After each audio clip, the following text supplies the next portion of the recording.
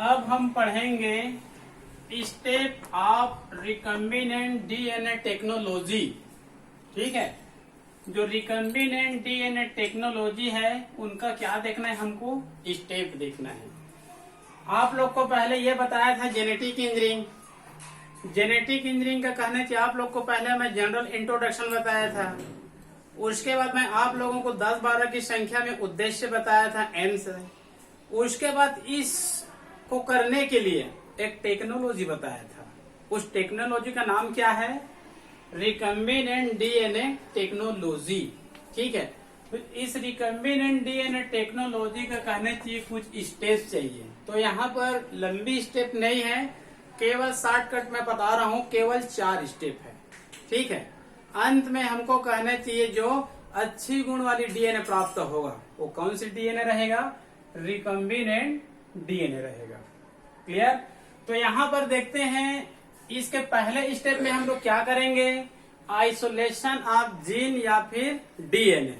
मतलब जीन या डीएनए को हम लोग क्या करेंगे, पृथक्करण करेंगे। ठीक है, इसको पुस्तक में लिखा गया है वांछित जीन या डीएनए को प्राप्त करना।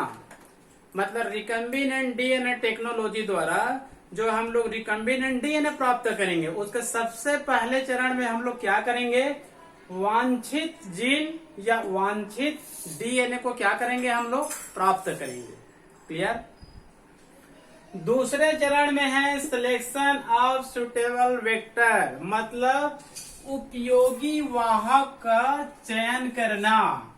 पहले चरण में हम लोग वांछित जीन या टुकड़े को प्राप्त कर लिए, जीन या डीएनए के टुकड़े को प्राप्त कर लिए। दूसरे चरण में क्या करेंगे, जो उपयोगी वाहक होता है उसका हम लोग क्या करेंगे, चयन करेंगे। उपयोगी वाहक मतलब आदर्श वाहक, मतलब आदर्श जो वेक्टर का गुण पाया जाएगा उसी वेक्टर, सुटेबल वेक्टर, एक आदर्श वेक्टर का क्या करेंगे, हम लोग चयन करेंगे। क्लियर। तीसरे चरण में क्या होगा, combination of foreign DNA and vector. मतलब यहाँ पर जो पहले चरण में जीन प्राप्त किए हैं और दूसरे चरण में जो वेक्टर प्राप्त किए हैं, इन दोनों को क्या करना है, हमको जोड़ना है, कॉम्बिनेशन करना है।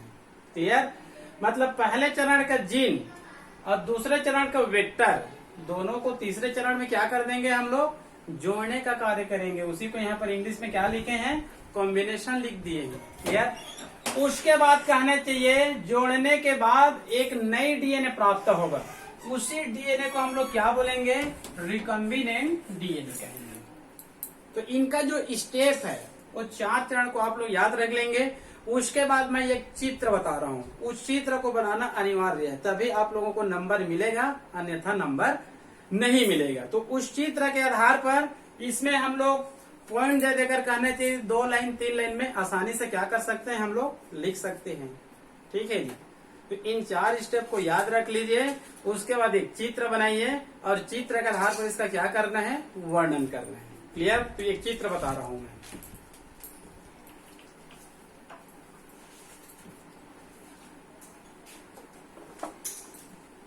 इस चित्र को बनाना पड़ेगा यदि कहना चाहिए रिकम्बिनेंट डीएनए टेक्नोलॉजी आता है या फिर रिकम्बिनेंट डीएनए आता है। क्लियर। तो देखिए पहले कहना चाहिए 1 2 3 4, 4 चरण को आप लोग याद रख लीजिए। अब उसको हम लोग चित्र की सहायता से देख सकते हैं। क्लियर। अब यहाँ पर देखिए ये कहना चाहिए डीएनए टू बी क्लोनेट, मतलब ये क्या है, ये डीएनए। ठीक है।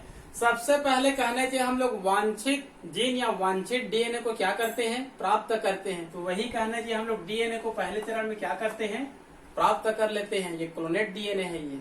क्लियर। अब इसको कहना चाहिए जोड़ने के लिए हमको लिंकर डीएनए की आवश्यकता पड़ती है। लिंकर डीएनए मतलब 2 न्यूक्लियोसोम को जोड़ने वाले को क्या बोलते हैं, हम लोग लिंकर डीएनए कहते हैं। तो यहाँ पर कहना चाहिए हम लोग पहले क्या ले लिए, क्लोनेट डीएनए ले लिए और दूसरा क्या ले लिए, लिंकेड डीएनए ले लिए। क्लियर। उसके बाद कहना चाहिए ये है एक एंजाइम, इसको बोलते हैं डीएनए लाइगेज एंजाइम। अभी आप लोग को मैं बता रहा था 5 उपकरण बताया था, तो 5वें उपकरण का नाम क्या था, डीएनए लाइगेज, जो जोड़ने का कार्य करता है, सीलिंग एंजाइम कहलाता है।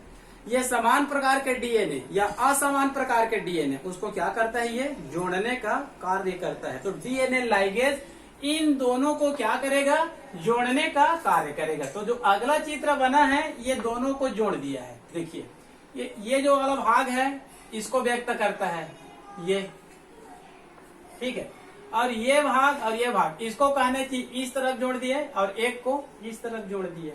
मतलब ये लिंक डीएनए लाइगेज क्या कर रहा है, समान या असमान, यहाँ पर दोनों असमान है, ये भी डीएनए है ये भी डीएनए, लेकिन समान प्रकार का नहीं है।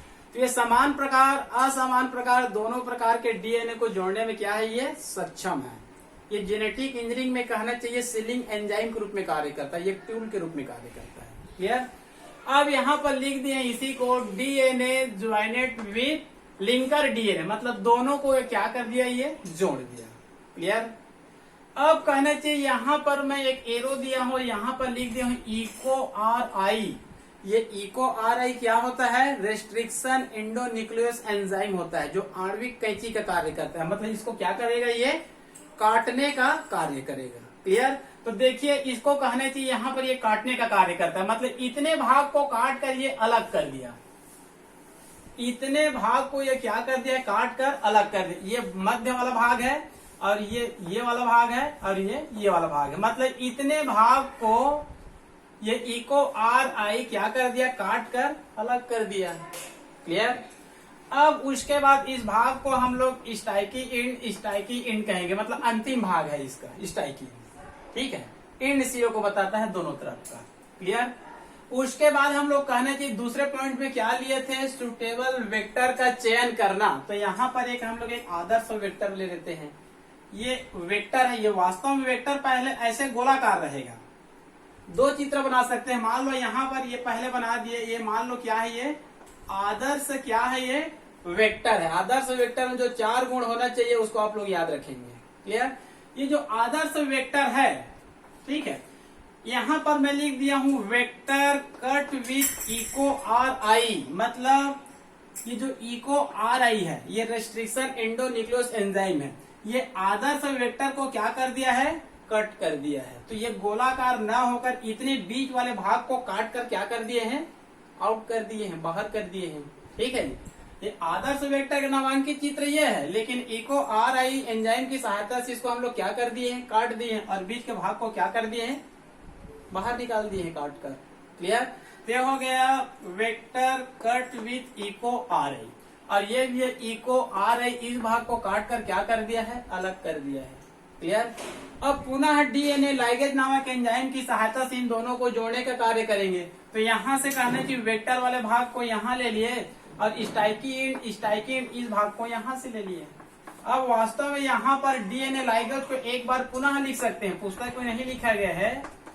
डीएनए जो कहना चाहिए लाइगेज है, ये जोड़ने का कार्य करेंगे। तो यहाँ पर देखिए इसका आधे भाग और इसका आधे भाग, इसको दोनों को जोड़ दिए हैं, स्टाइकीन। तो यहाँ पर यहाँ से यहाँ तक क्या है, ये भाग है, ये हो गया स्टाइकीन और ये हो गया स्टाइकीन, और ये नीचे वाला भाग क्या हो गया, वेक्टर का हो गया। तो इसी को लिख दिए हैं vector plus DNA to be cloned. ये आधे भाग क्या है, डीएनए टू बी क्लोनेट, और ये आधे भाग क्या है, वेक्टर। और इन दोनों को जोड़ने का कार्य कौन करेगा, डीएनए लाइगेज। क्लियर। अब कुल मिलाकर कहना चाहिए ये जो डीएनए बनती है, इस डीएनए को हम लोग क्या बोलेंगे, रिकम्बिनेंट डीएनए। एक आदर्श डीएनए है जिसमें अच्छी गुण वाले क्या पाई जाती है, लक्षण पाई जाती है। कुछ पुस्तकों में इसको काइमेरिक डीएनए भी कहा गया है, कुछ पुस्तकों में इसको क्या कहा गया है, काइमेरिक डीएनए भी कहा गया है। क्लियर। तो ये हो गया आप लोगों का step of recombinant DNA technology, मतलब रिकम्बिनेंट डीएनए टेक्नोलॉजी को बनाने का चरण और ये नामांकित चित्र। क्लियर। और अंत में जो डीएनए प्राप्त होगा उसको हम लोग बोलेंगे रिकम्बिनेंट डीएनए। क्लियर। उसके बाद हम लोग आगे अध्ययन करेंगे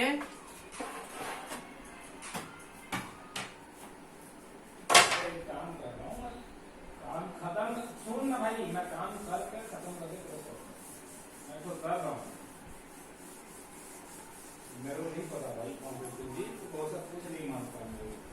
आगे अध्ययन करेंगे पौधों में आनुवांशिक रूपांतरण।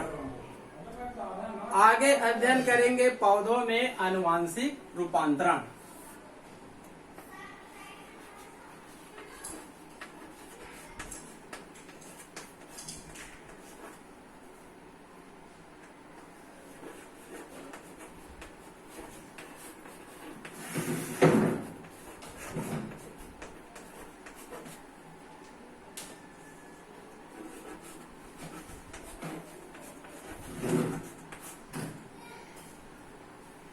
पौधों में आनुवांशिक रूपांतरण, ठीक है।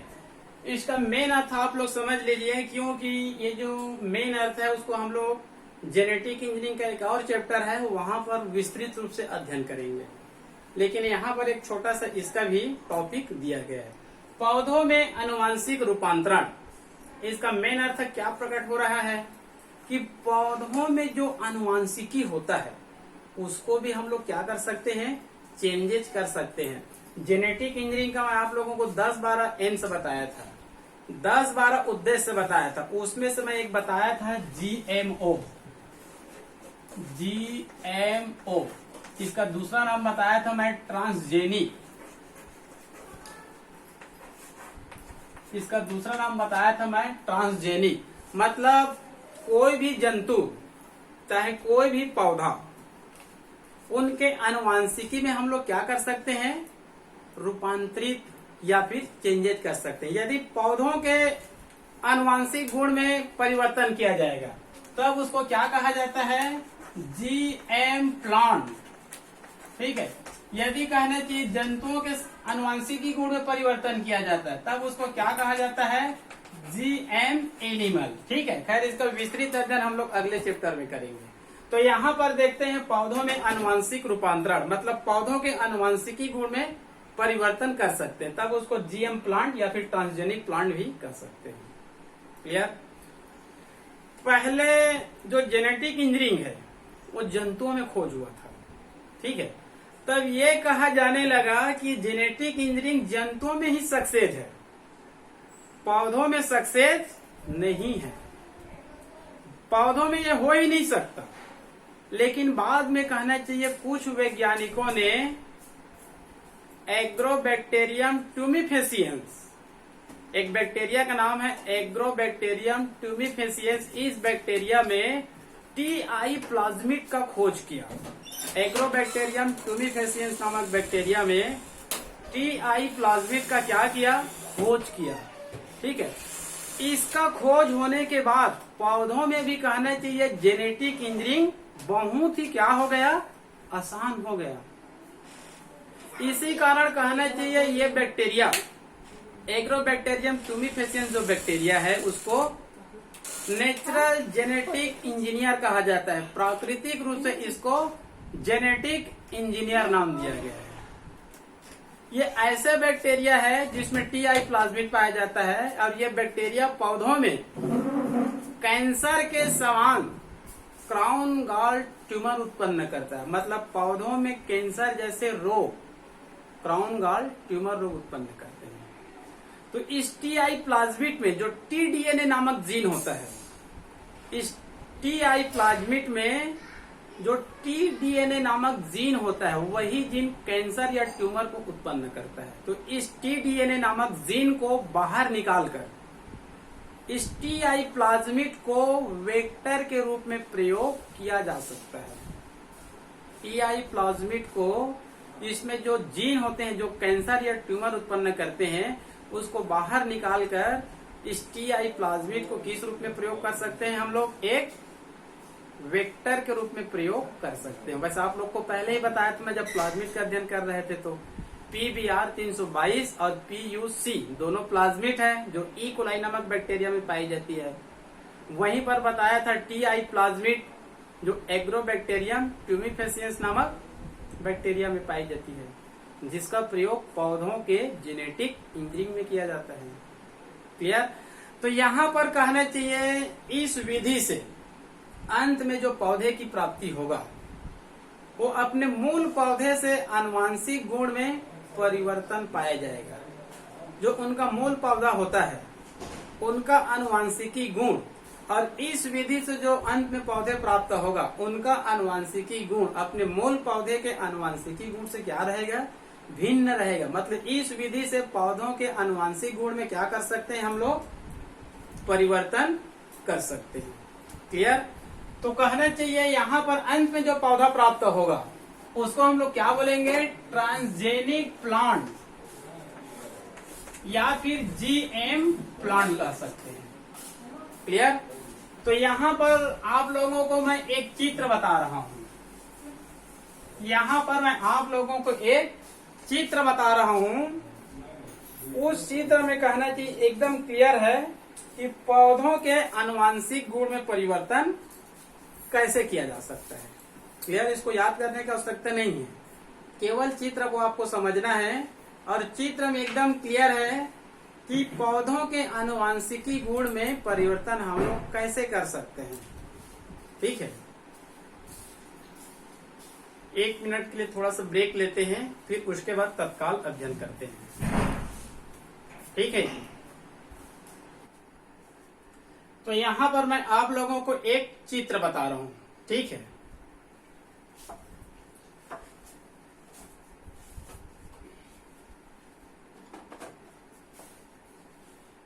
इस चित्र को आप लोग ध्यान से देखिए। ये चित्र आप लोगों को पुस्तक में भी मिल जाएगा, कोई भी प्रकाशक आप लोग चित्र देखेंगे उसमें लगभग ये चित्र रहेगा, या फिर इनसे मिलता जुलता भी क्या रहेगा, ये एक चित्र रहेगा। ठीक है, मतलब पौधों में आनुवांशिक गुण में परिवर्तन करना है, जेनेटिक ट्रांसफॉर्मेशन इन प्लांट, पौधों में आनुवांशिक परिवर्तन, मतलब पौधों के आनुवांशिक गुण में परिवर्तन लाना है। क्लियर? तो यहाँ पर देखिए ये एक बैक्टीरिया का नामांकित चित्र है, बैक्टीरिया सेल का। ठीक है, इस बैक्टीरिया का नाम क्या है, एग्रोबैक्टीरियम ट्यूमिफेसियंस एक्सेल्स है। एग्रोबैक्टीरियम ट्यूमिफेसियंस एक्सेल्स है, ये इसका क्या है, ये नामांकित चित्र है। इसमें कहने चाहिए ये क्रोमोसोम है, इसके अंदर में बैक्टीरिया के अंदर में जो न्यूक्लियाइड होती है उनका क्या है, ये क्रोमोसोम है। लेकिन इनकी खासियत ये है कि इसमें क्या पाई जाती है, एग्रोबैक्टीरियम ट्यूमिफेसियंस में एक टीआई प्लाज्मिड पाई जाती है। क्या पाई जाती है, टीआई प्लाज्मिड। इसी को किस रूप में उपयोग किया जाता है, वेक्टर के रूप में प्रयोग किया जाता है। क्लियर? इस टीआई प्लाज्मिड में कहना चाहिए टीडीएनए पाई जाती है। ये टीडीएनए कहना चाहिए पौधों में कैंसर या ट्यूमर को भी उत्पन्न कर सकता है। उसके बाद कहना चाहिए उस पौधे का प्लांट सेल लेंगे, उस पौधे का क्या लेंगे हम लोग, प्लांट सेल लेंगे। तो ये पौधे का क्या है, ये प्लांट सेल है। ये इसका अंदर का कहना चाहिए क्या है, ये न्यूक्लियस है। न्यूक्लियस के अंदर में क्या होती है, क्रोमोसोम, डीएनए, आरएनए, जीन होती है। क्लियर? ये प्लांट सेल है। इसी पौधे का कहना चाहिए आनुवांशिकी में हम लोग क्या करेंगे, रूपांतरित, चेंज करेंगे। और ये कहना चाहिए एग्रोबैक्टीरियम ट्यूमिफेसियंस क्या है, ये बैक्टीरिया है। क्लियर? उसके बाद तीसरा चित्र क्या है, ट्रांसफॉर्मेड प्लांट सेल्स, मतलब ये प्लांट सेल्स है ये, और ये क्या है, ये न्यूक्लियस है। तो जो टीडीएनए है, इसका कहने की जो टीडीएनए, इसको यहां से निकाल कर इसमें क्या कराना है, प्रविष्ट कराना है। ठीक है, इसी को यहाँ पर लिख दिए हैं टीडीएनए इंटीग्रेटेड, मतलब ट्रांसफॉर्मेड प्लांट सेल। जो प्लांट सेल है उसमें कहने की इस टीडीएनए को क्या करेंगे, ट्रांस कर देंगे, ट्रांसप्लांट इंटीग्रेटेड, इसमें से निकालकर इसमें प्रविष्ट करा दिए, उसी को ट्रांसफॉर्मेड प्लांट सेल से कहेंगे।